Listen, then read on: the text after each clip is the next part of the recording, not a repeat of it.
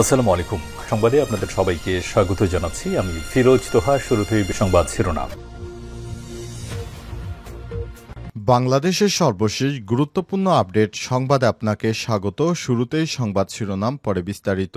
প্রথমেই জানাবো, ঈদের পর কঠোর আন্দোলনের হুমকি সচিবালয়ের কর্মচারীদের।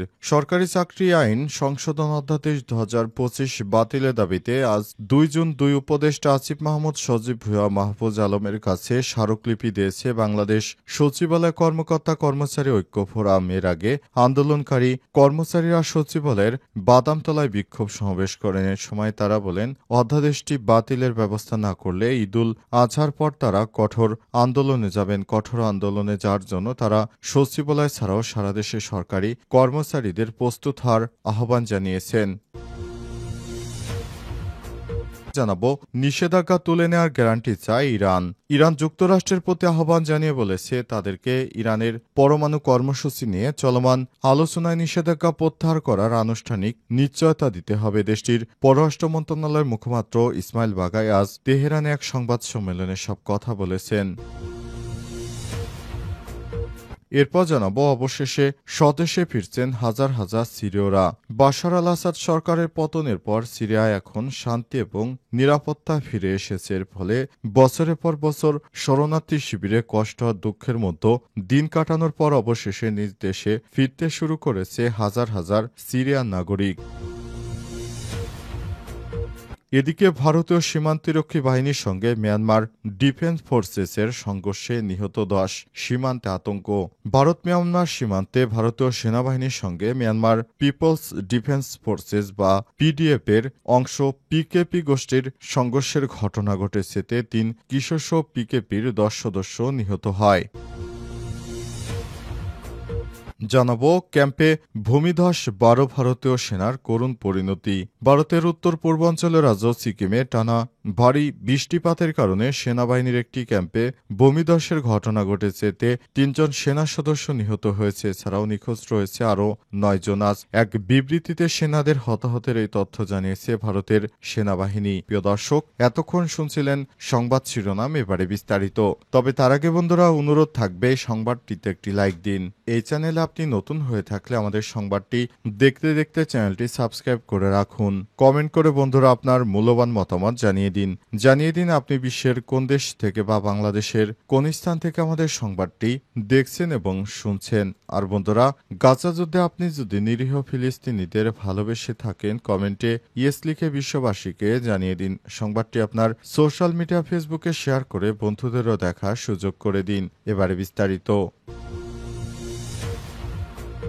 ঈদের পর কঠোর আন্দোলনের হুমকি সচিবালয়ের কর্মচারীদের। সরকারি চাকরি আইন সংশোধন অধ্যাদেশ 2025 বাতিলের দাবিতে আজ 2 জুন 2 উপদেষ্টা আসিফ মাহমুদ, সজীব ভুঁইয়া, মাহফুজ আলমের কাছে স্মারকলিপি দিয়েছে বাংলাদেশ সচিবালয় কর্মকর্তা কর্মচারী ঐক্য ফোরাম। এর আগে আন্দোলনকারী কর্মচারীরা সচিবালয়ের বাদামতলায় বিক্ষোভ সমাবেশ করেন। এর সময় তারা বলেন, অধ্যাদেশটি বাতিলের ব্যবস্থা না করলে ঈদুল আজহার পর তারা কঠোর আন্দোলনে যাবেন। কঠোর আন্দোলনে যার জন্য তারা সচিবালয় ছাড়াও সারা দেশে সরকারি কর্মচারীদের প্রস্তুত হওয়ার আহ্বান জানিয়েছেন। আজ উপদেষ্টা আসিফ মাহমুদ, সচিব উপদেষ্টা মাহফুজ আলমের দপ্তরে স্মারকলিপি দিতে যান সচিবালয়ের কর্মচারীরা। তবে এই 2 উপদেষ্টা সে সময় দপ্তরে উপস্থিত ছিলেন না।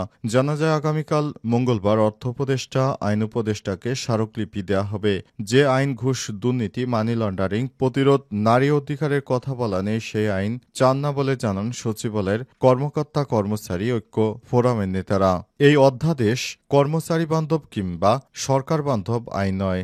দেশ গণতন্ত্র বাঁচাতে চায় নাকি কতিপয় দুর্নীতিবাজ কর্মকর্তাকে বাঁচাতে চায়, প্রশ্ন রাখেন তারা।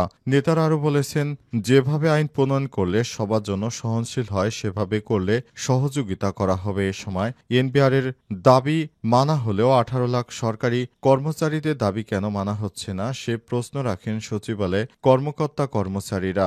ঐক্য ফোরামের নেতারা এর আগে আগে সচিবালয়ে বাদামতলায় জড়ো হয়ে সরকারি চাকরি আইন সংশোধন অধ্যাদেশ বাতিলের দাবি জানায় সচিবালয় কর্মকর্তা কর্মচারী ঐক্য ফোরাম। অবিলম্বে প্রধান উপদেষ্টার এই অধ্যাদেশ বাতিল করবেন বলে প্রত্যাশা করেছেন তারা। বাজেট এবং কোরবানির জন্য কঠোর আন্দোলনের ডাক দেওয়া হয়নি বলে জানান নেতারা। ঈদের পর দেশজুড়ে কঠোর আন্দোলনের প্রস্তুতি নেয়ার আহ্বান ঐক্য ফোরামের নেতাদের। নিষেধাজ্ঞা তুলে নেয়ার গ্যারান্টি চায় ইরান।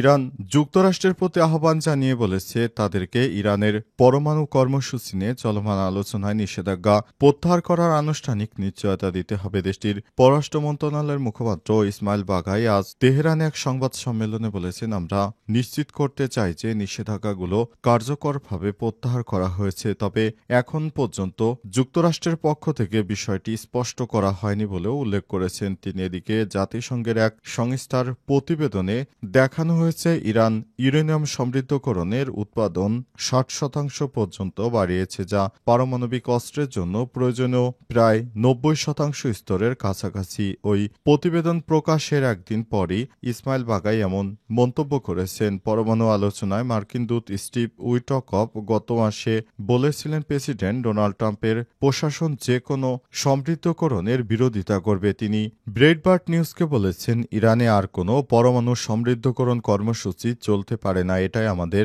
রেডলাইন, কোনো সমৃদ্ধকরণ নয়। তবে কোনো হুমকির তোয়াক্কা না করে ইরান তার পারমাণবিক কর্মসূচি নিয়ে চুক্তি হোক বা না হোক ইউরেনিয়াম সমৃদ্ধকরণ অব্যাহত রাখার প্রতিশ্রুতি দিয়েছে। অবস্থায় মার্কিন সংবাদ মাধ্যম জানিয়েছে আজ ইরানের কাছে পরমাণু চুক্তির জন্য একটি প্রস্তাব পাঠিয়েছে মার্কিন যুক্তরাষ্ট্র। হোয়াইট হাউস এটিকে গ্রহণযোগ্য এবং সর্বোত্তম স্বার্থে গ্রহণ করার কথা জানিয়েছে। কূটনৈতিক আদান প্রদানের সঙ্গে পরিচিত কর্মকর্তাদের উদ্ধৃতি দিয়ে নিউ ইয়র্ক টাইমস জানিয়েছে ওই প্রস্তাবে ইরানকে তার পরমাণু সমৃদ্ধকরণ বন্ধ করার আহ্বান জানানো হয়েছে। একই সঙ্গে পরমাণু শক্তি উৎপাদনের জন্য একটি আঞ্চলিক গোষ্ঠী তৈরির পরামর্শ দেওয়া হয়েছে। ডোনাল্ড ট্রাম্প ২০১৮ সালে তার প্রথম মেয়াদে যে চুক্তি ত্যাগ করেছিলেন তা বহাল রাখার জন্য একটি নতুন চুক্তির সন্ধানে ইরান যুক্তরাষ্ট্রের সঙ্গে ৫ দফা আলোচনা করেছে। তারপরই মূলত ওই প্রস্তাব দিয়েছে মার্কিন প্রশাসন ডোনাল্ড ট্রাম্প। অবশেষে স্বদেশে ফিরতে শুরু করেছে হাজার হাজার সিরিয়ানরা। বাশার আল আসাদ সরকারের পতনের পর সিরিয়ায় এখন শান্তি এবং নিরাপত্তা ফিরে এসেছে। এর ফলে বছরের পর বছর ধরে শরণার্থী শিবিরে কষ্ট আর দুঃখের মধ্যে দিন কাটানোর পর অবশেষে নিজ দেশে ফিরতে শুরু করেছে সিরিয়ার হাজার হাজার নাগরিক। আসাদের শাসনে ব্যাপক ধ্বংসযজ্ঞ এবং এক চরম মানবিক সংকটের মুখে নিরাপত্তার আশায় প্রতিবেশী দেশগুলোতে পালিয়ে গিয়েছিলেন লাখ লাখ সিরীয়রা। তাদের একজন মোহাম্মদ রহমান, তিনি দীর্ঘ ৬ বছর বিদেশে শরণার্থী শিবিরে কাটানোর পর অবশেষে ইদলিবের দক্ষিণে কাফার সিজনা গ্রামে ফিরেছেন। এজন্য মহান আল্লাহর কাছে তিনি শুকরিয়া আদায় করে তিনি বলেছেন, আমরা শরণার্থী শিবিরে অত্যন্ত কঠিন অবস্থায় দিন কাটিয়েছি, কিন্তু এখন আল্লাহর কাছে শুকরিয়া জানাই, আমাদের ভূমি এখন মুক্ত হয়েছে। তার ভাষায় আমরা আমাদের দেশে ফিরছি, এমনকি যদি তা ধ্বংসপ্রাপ্ত হয় তাও। যদিও আসাদবিহীন হামলায় তাদের পুরো গ্রাম ব্যাপকভাবে ধ্বংসপ্রাপ্ত হয়েছে, তবু মোহাম্মদ রহমান নিজের ভাঙা ঘরের ধ্বংসাবশেষের উপর তাঁবু গেড়ে বসবাস শুরু করার পরিকল্পনা করছেন স্বদেশের প্রতি তার প্রতিশ্রুতির প্রতীক হিসেবে। কাফার সিজনার আরেক বাসিন্দা আল রেজাক মোহাম্মদ জানান, ২০১৯ সালে সিরিয়া থেকে পালানোর পর তারা শরণার্থী শিবিরে চরম কষ্টে দিন কাটিয়েছেন। ভারতীয় বাহিনীর সঙ্গে মিয়ানমারের ডিফেন্স ফোর্সের সংঘর্ষে নিহত ১০ সীমান্তে আতঙ্ক। ভারত মিয়ানমার সীমান্তে ভারতীয় সেনাবাহিনীর সঙ্গে মিয়ানমারের পিপলস ডিফেন্স ফোর্সেস বা পিডিএফ এর অংশ পিকেপি গোষ্ঠীর সংঘর্ষের ঘটনা ঘটেছে। এতে ৩ কিশোরসহ পিকেপির ১০ সদস্য নিহত হয়েছে। গত ১৪ মে ভারতের মণিপুর রাজ্যে চান্দেল জেলার সীমান্তবর্তী এলাকার এই ঘটনা ঘটে। আল জাজিরার খবরে বলা হয়েছে, এই হতাহতের ঘটনায় ভারত ও মিয়ানমারের মধ্যে সৃষ্টি হয়েছে তীব্র মতানৈক্য। ভারতের সেনাবাহিনীর দাবি, ১৪ মে গোপন গোয়েন্দা তথ্যের ভিত্তিতে আসাম রাইফেলসের একটি দল অভিযানে গেলে সন্দেহভাজন সন্ত্রাসীরা তাদের লক্ষ্য করে গুলি চালায়। এ সময় ভারতীয় বাহিনী পাল্টা গুলি চালালে ১০ জন নিহত হয়। তাদের কাছ থেকে AK-47 রাইফেল ও একটি রকেট চালিত গ্রেনেড উদ্ধার করা হয়েছে বলেও জানায় দেশটির সেনাবাহিনী। কিন্তু মিয়ানমারের নির্বাসিত সরকারের ন্যাশনাল ইউনিটি গভর্নমেন্ট NUGর পক্ষ পক্ষ থেকে জানানো হয়েছে নিহতরা সশস্ত্র সংঘর্ষে জড়ায়নি, তাদের ভারতের মাটিতেই গ্রেপ্তার করে নির্যাতনের মাধ্যমে হত্যা করা হয়েছে। নিহতদের মর্ধের অবস্থা অত্যন্ত করুণ ছিল, পচে যাওয়া শরীরে পোকার জন্ম নিয়েছে। 14 মের এই ঘটনার পর তামু এলাকায় ছড়িয়ে পড়েছে আতঙ্ক। এই ধরনের ঘটনা আগে কখনো দেখেনি বলে জানিয়েছে স্থানীয়রা, কিন্তু এই ধরনের ঘটনা শুরু হওয়ার আরও সংঘাতের আশঙ্কা বাড়ছে অঞ্চলটিতে। বিশেষ করে মিয়ানমার থেকে পালিয়ে আসা শরণার্থীরা চরম অনিশ্চয়তায় ভুগছে।